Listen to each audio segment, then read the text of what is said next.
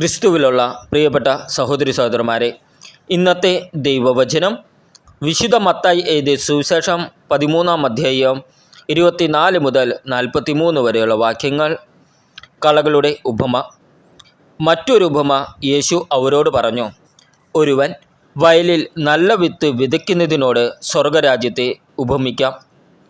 ആളുകൾ ഉറക്കമായപ്പോൾ അവൻ്റെ ശത്രു വന്ന് ഗോതമ്പിനിടയിൽ കള വിതച്ചിട്ട് കടന്നു കളഞ്ഞു. ചെടികൾ വളർന്ന് കതിരായപ്പോൾ കളകളും പ്രത്യക്ഷപ്പെട്ടു. വേലക്കാർ ചെന്ന് വീട്ടുടമസ്ഥനോട് ചോദിച്ചു, യജമാനനെ, നീ വയലിൽ നല്ല വിത്തല്ലേ വിതച്ചത്? പിന്നെ കളകളുണ്ടായത് എവിടെ നിന്ന്? അവൻ പറഞ്ഞു, ശത്രുവാണ് ഇത് ചെയ്തത്. വേലക്കാർ ചോദിച്ചു, ഞങ്ങൾ പോയി കളകൾ പറിച്ചു കൂട്ടട്ടെ? അവൻ പറഞ്ഞു, വേണ്ട. കളകൾ പറിച്ചെടുക്കുമ്പോൾ അവയോടൊപ്പം ഗോതമ്പ് ചെടികളും നിങ്ങൾ പിഴുതു കളഞ്ഞെന്നു വരും. കൊയ്ത്തുവരെ അവ രണ്ടും ഒരുമിച്ച് വളരട്ടെ. കൊയ്ത്തുകാലത്ത് ഞാൻ കൊയ്ത്തുകാരോട് പറയും, ആദ്യമേ കളകൾ ശേഖരിച്ച് തീയിൽ ചുട്ടുകളയുവാൻ അവ കെട്ടുകളാക്കി വയ്ക്കുവിൻ. ഗോതമ്പ് എൻ്റെ ധാന്യപ്പുരയിൽ സംഭരിക്കുവിൻ. കടുകുമണികളുടെയും പുളിമാവിൻ്റെയും ഉപമ. വേറൊരു ഉപമ യേശു അവരോട് പറഞ്ഞു. സ്വർഗരാജ്യം ഒരുവൻ വയലിൽ പാകിയ കടുകുമണിക്ക് സദൃശം. അത് എല്ലാ വിത്തിനെയും കാൾ ചെറുതാണ്.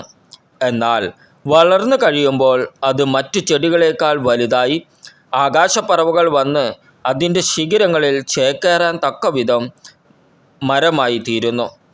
മറ്റൊരു ഉപമ അവൻ അവരോട് അരുളി ചെയ്തു. 3 ഇടങ്ങഴി മാവിൽ അത് പുളിക്കുവോളം ഒരു സ്ത്രീ ചേർത്ത പുളിപ്പിന് സദൃശമാണ് സ്വർഗരാജ്യം. ഇതെല്ലാം യേശു ഉപമകൾ വഴിയാണ് ജനക്കൂട്ടത്തോട് അരുളി ചെയ്തത്. ഉപമകളിലൂടെയല്ലാതെ യേശു ഒന്നും അവരോട് പറഞ്ഞിരുന്നില്ല. ഞാൻ ഉപമകൾ വഴി സംസാരിക്കും. ലോകസ്ഥാപനം മുതൽ നിഗൂഢമായിരിക്കുന്നവ ഞാൻ പ്രസ്താവിക്കും എന്ന പ്രവാചക വചനം പൂർത്തിയാകാനായിരുന്നു ഇത്. കളകളുടെ ഉപമ വിശദീകരണം. ജനക്കൂട്ടത്തെ പറഞ്ഞയച്ചിട്ട് യേശു വീട്ടിലേക്ക് വന്നു. ശിഷ്യന്മാർ യേശുവിൻ്റെ അടുത്ത് വന്ന് അപേക്ഷിച്ചു, വയലിലെ കളകളെ സംബന്ധിക്കുന്ന ഉപമ ഞങ്ങൾക്ക് വിശദീകരിച്ചു തന്നാലും. യേശു ഉത്തരം പറഞ്ഞു, നല്ല വിത്ത് വിതയ്ക്കുന്നവൻ മനുഷ്യപുത്രനാണ്. വയൽ ലോകവും. നല്ല വിത്ത് രാജ്യത്തിൻ്റെ പുത്രന്മാരും കളകൾ ദുഷ്ടൻ്റെ പുത്രന്മാരുമാണ്. അവ വിതച്ച ശത്രു പിശാചാണ്. കൊയ്ത്ത് യുഗാന്തമാണ്. കൊയ്ത്തുകാർ ദൈവദൂതന്മാരും. കളകൾ ശേഖരിച്ച് അഗ്നിക്കിരയാക്കുന്നതെങ്ങനെയോ അങ്ങനെ തന്നെ യുഗാന്തത്തിലും സംഭവിക്കും. മനുഷ്യപുത്രൻ തൻ്റെ ദൂതന്മാരെ അയക്കുകയും അവർ അവൻ്റെ രാജ്യത്തു നിന്ന് എല്ലാ പാപഹേതുക്കളെയും തിന്മ പ്രവർത്തിക്കുന്നവരെയും ഒരുമിച്ച് കൂട്ടി അഗ്നികുണ്ഡത്തിലേക്ക് എറിയുകയും ചെയ്യും. അവിടെ വിലാപവും പല്ലുകടിയുമായിരിക്കും.